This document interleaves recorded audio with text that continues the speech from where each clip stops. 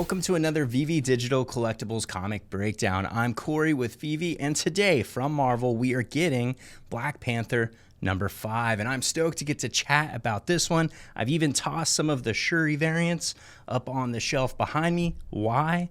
Because this comic is the first time that Shuri appears as Black Panther in story. With Fantastic Four number 52, that first appearance of T'Challa and Wakanda just recently releasing on the platform, it's awesome to get even more Black Panther and Wakanda goodness. And yes, I know you hardcore comic fans are going to say, but Shuri's appeared as Black Panther prior to this. You're right, sort of, and we're going to look at that. We're going to take a look at this comic, the story, the history, the many facets of Shuri as Black Panther, and all of the good things. But first, let's go over the drop details. This comic is landing on the platform on Thursday, February 16th at 8 a.m. Pacific time. It is minting 10,000 editions across 5 variant covers with a retail price of 6.99 gems. All right, let's get into this comic because we're kind of jumping into the middle of things. Let's start right at the very beginning. This comic was published on June 3rd of 2009. T'Challa and his wife Aurora Monroe, aka Storm, are embroiled in a metaphysical battle for his spirit, while Morlun, devourer of totems, is strutting around, annihilating everything in his path. His goal? To consume the Black Panther totem. To understand what that means, we kind of need to have a quick crash course in who this character is, Morlun. Let's take a look at him. This character prior to this was primarily a Spider-Man adversary. Appearing first in Amazing Spider-Man number 30 in 2001, we'd learn his primary power is consuming the life force energies of other beings, which would then bolster his own powers. But he's also required every now and then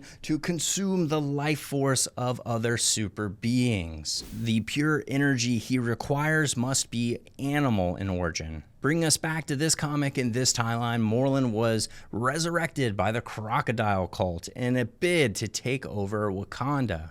In return for him being resurrected, he would be tasked with devouring the Black Panther totem. This was the cult's gamble in hopes to weaken Wakanda. And Morlun is a straight up menace. Even the technologically advanced defenses and weaponry Wakanda has, it stands no chance against him. And he continues his march towards the lifeless body of T'Challa. We got a bit to unpack here because we're kind of landing in the middle of an ongoing run. So we're kind of in the middle of a story. You might be wondering, what's up with T'Challa? Why is he just, unconscious in a tube? Like I mentioned, this is book 5 of a 12-part series that saw Shuri assuming the mantle of Black Panther. The first 6 books, which this is a part of, are part of the Dark Reign story arc. Prior to this book, we learned that Norman Osborn and a handful of other powerful villains had created a cabal, which is just a cool way of saying secret political faction. And amongst that cabal is Namor, and Namor has invited Black Panther T'Challa to join them. He wants someone sane to stand with him. T'Challa refuses, only to be greeted by Dr. Doom and a whole legion of Doombots as he exits. Classic evil cabal stuff. Now, for those of you who are into comics, you know Dr. Doom is a powerhouse and a genius to boot. Ever since Doom made his debut in Fantastic Four number 5 back in 1962, a comic we have on the platform already, he's been a force to be reckoned with. For those of you who are just learning, here's a panel from Black Panther number 2, which was just a few before this one. This sort of illustrates how this skirmish went for T'Challa. Now, the second piece of the collectible puzzle is this is the first time that Shuri appears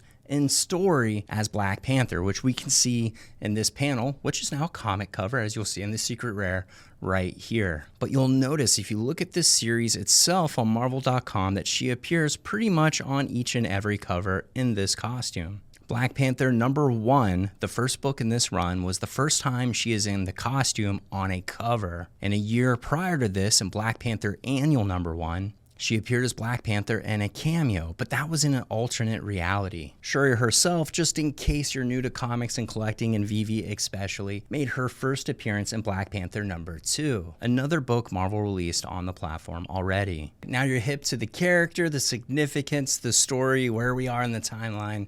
Let's switch gears and look at the VeVe Exclusive rare and ultra rare covers coming from Romina Jones. Her unique styling has made her a fan favorite both on VeVe and beyond. Romina Jones, also known as Romy Jones, uniquely was the first woman on the platform to have a solo exclusive cover, with Amazing Spider-Man Annual number 16. Since then, she's delivered a ton of exclusive gems on VeVe. Let's dig into all of these covers and take a closer look. First, we have the Common Classic cover minting 6,000 editions. This original cover features T'Challa and his wife Storm up front, with death itself looming in the background and that fight for his soul in limbo. We also can see Shuri about to be snapped up by that bony hand of death. Next, the uncommon vintage variant is minting 2,250 editions. Color selection really highlights the art of J. Scott Campbell on this one, who is the artist for both the common and this uncommon. The color lingers on the siblings, which is fitting as these two ultimately don the mantle of Black Panther. And J. Scott Campbell did an amazing job framing the character with death looming over them,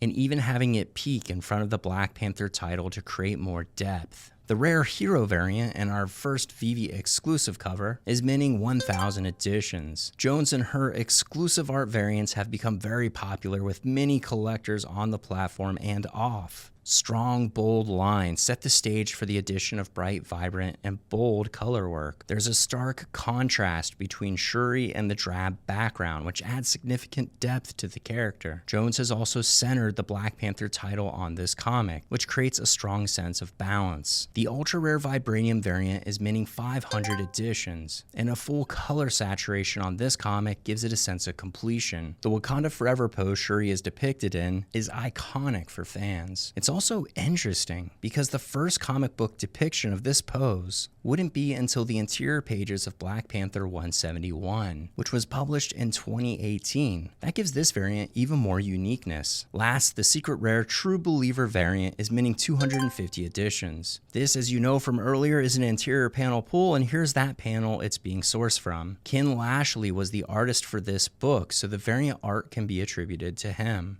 And what a gorgeous panel to pick from. Throughout this story, we see Shuri in various states of Black Panther costuming, but this full page spread does a beautiful job of showing what that costuming was going to look like in its finalized form. And that's a wrap for this info dump. Best of luck if you decide to go for this one. Are you super into Black Panther? Do you want more of this run?